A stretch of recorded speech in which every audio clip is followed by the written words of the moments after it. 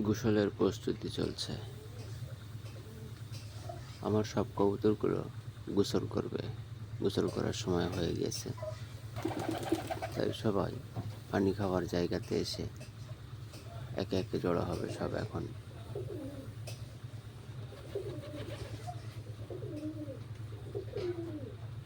চলে আসো বাবু, চলে আসো।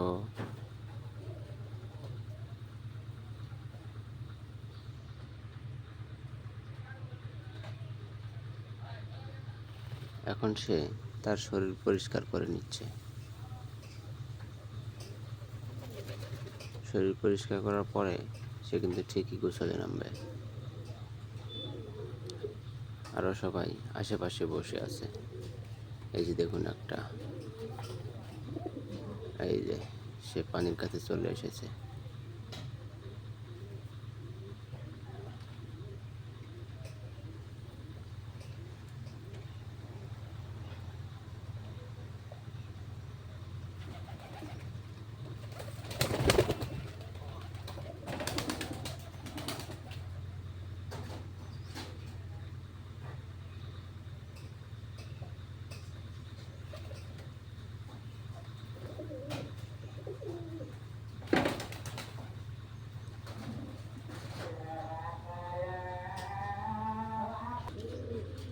এর পায়ের পালকগুলো অনেক বড় হয়ে গেছে, তার জন্য হয়তো বা তার চলাফেরা করতে একটু সমস্যা হচ্ছে। তাই সে বারবার এই পায়ের পালকগুলো উপড়ে ফেলার চেষ্টা করছে, কিন্তু আসলে সে তো পালক উপড়াতে পারবে না। আমি প্রতিনিয়ত তাদের পায়ের পালকগুলো কেটে দিই এবং ছোট ছোট করে রাখি, কিন্তু এইবার একটু ব্যস্ত থাকার কারণে সেটা আর করে দিতে পারিনি। তাই অনেক বড় বড় হয়ে গেছে তার পায়ের পালকগুলো। পায়ের পালকগুলো অন্য এক সময় ধরে কেটে দিতে হবে। সে কিন্তু গোসলের জন্য প্রস্তুতি নিচ্ছে, সে কিন্তু গোসল করবেই।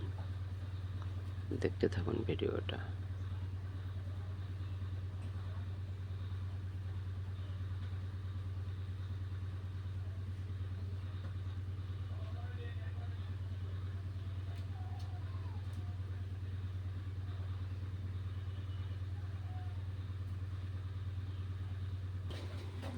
মনে হয় সে আর আজকে গোসল করবে না।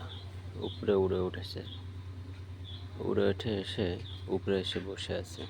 বসে থেকে সে শরীর পরিষ্কার করছে।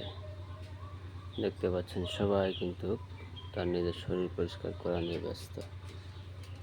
আরও আছে সব অন্য কোথাও আছে হয়তোবা। কেউ খোপের ভিতরে ঢুকে আছে, কেউ তার উপরে ঘোরাফেরা করছে, কেউ ঘরের চালের উপরে বসে আছে। সবাই আলাদা আলাদা যে যার মতো যে যার পজিশন নিয়ে নিয়ে বসে আছে। চলে যাচ্ছে। এখানে থাকা তার পছন্দ হচ্ছে না। মনে করছে আমি তাকে ধরবো, কিন্তু না, আমি তো তাকে ধরবো না।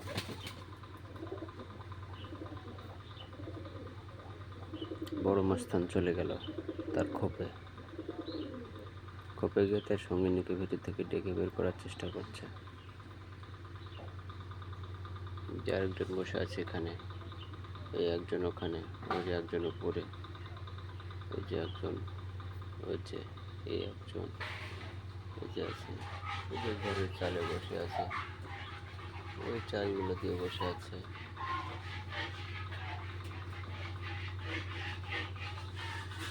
ভিডিওটা কেমন লাগলো অবশ্যই সবাই জানাবেন প্লিজ।